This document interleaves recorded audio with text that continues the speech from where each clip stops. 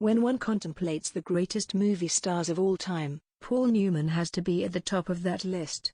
A career that spans 6 decades, bringing us some of the greatest films of all time, including Butch Cassidy and the Sundance Kid, The Sting and The Verdict. He's also known for his 50-year marriage to fellow actor Joanne Woodward. But much like a Hollywood movie, behind the scenes, all that glitters is not always gold. Starting with a comfortable but emotionally spare childhood in Ohio, to his stint in the Navy and his early days in Hollywood, a fraught first marriage and his ongoing issues with alcohol, Newman always struggled to know himself better and learn from his experiences, good and bad. And here, in The Extraordinary Life of an Ordinary Man, we get to learn more about this incredible actor and philanthropist in his own words and the words of those who knew him best. Paul Leonard Newman was born in Shaker Heights, Ohio, an affluent suburb of Cleveland, to parents Arthur Sr. and Tress.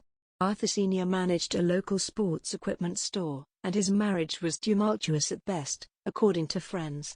There was passion there, but mostly arguing and resentment.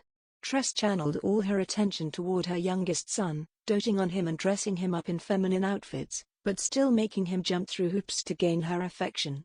Newman realized that he blocked out a great swath of his childhood. Around when I started adolescence, something in me closed down. I don't know what it was, but I began to feel like an outcast. I began to sense I was on the outside looking in, and didn't even know what I was looking for inside. Filled with the bravado of youth, 18-year-old Newman joined the Navy in 1943. When a friend was killed on his very first exercise flight, he recalls, I remember being stunned by the news, but I somehow didn't connect it to myself. Back then, there must have been a strange, wonderful sense of immortality, and my own evolving type of emotional anesthesia. After being honorably discharged from the Navy in 1945, Newman headed off to Kenyon College on the GI Bill. It was here, after getting kicked off the football team for drinking, that he discovered acting. But knowing how shy and introverted he was, it certainly was a curious choice. Right after graduation, Newman married his first wife, Jackie Victor, an ambitious actress who often participated in summer stock productions alongside him. Neither felt that their marriage was ever on solid ground. Despite Newman's frequent absences as his career started to gain traction while hers languished, the pair had 3 children in quick succession. Still, Newman found himself immediately captivated by a young actress from Georgia named Joanne Woodward, who was cast as an understudy, along with himself, on the Broadway production of Picnic in 1953. There came a point when I was really leading 2 lives. I was living my life with Jackie and I was living my life with Joanne. These were impossible times. Till then, I'd never had a sense of consequences, never suffered from them.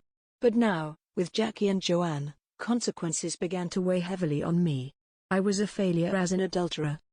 Where Newman wasn't failing was in his career. After ascending to the lead role in Picnic, he soon became the it boy in Hollywood. Following a disastrous biblical sword and sandal flop, The Silver Chalice, he was still being considered for the lead in Elia Kazan's On the Waterfront when Marlon Brando hesitated. Brando wised up and took the part, but after James Dean's untimely death, Newman was cast in roles meant for the late actor, including Somebody Up There Likes Me, playing the boxer Rocky Graziano. From this point, he worked consistently. And in 1958, he and Woodward married in Las Vegas and started their own family, adding 3 girls to the clan. Forever in motion and hopping from location to location, Newman often pondered his failings as a parent and how his career might not be the best choice for someone in that role. His oldest child and only son, Scott, often felt dwarfed in his shadow. Still, though, he tried his hand at being an actor and a stuntman. After many years struggling with drug addiction, Scott died of an overdose in 1978 at the age of 28. Newman proceeded to throw himself into work and drinking. Joanne Woodward commented, "I used to think the only peace Paul ever found was that peace he used to find in being dead drunk. Now he finds it in racing cars. Peace and grace, the comfort of knowing he has done something well." So racing became his latest obsession, even competing in a race the year before he died. In addition to his storied career, Newman still found time to be incredibly philanthropic. It started with the food line Newman's Own, which contributes 100% of their profits after operation costs to charity, and continued with the Hole in the Wall gang camps for seriously ill children, which he hoped would be his greatest legacy. After years of trying to avoid deep reflection, the notoriously private Newman embarked on a memoir project with his friend, Stuart Stern. It yielded hours of interview tapes and transcripts from 1986 to 1991, but the amount of material seemed to overwhelm them. The result is this memoir, which is a perfect companion piece to Ethan Hawke's recent HBO Max documentary series, The Last Movie Stars.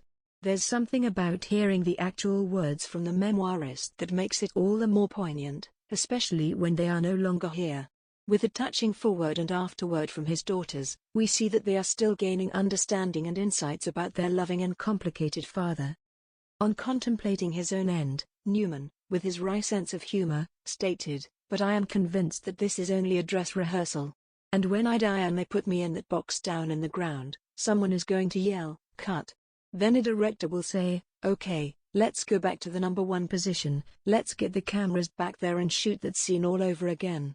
And my box will open up again and some other life will be continued or pursued. I actually think I'll die 7 or 8 times. It will all turn out to be some kind of joke.'"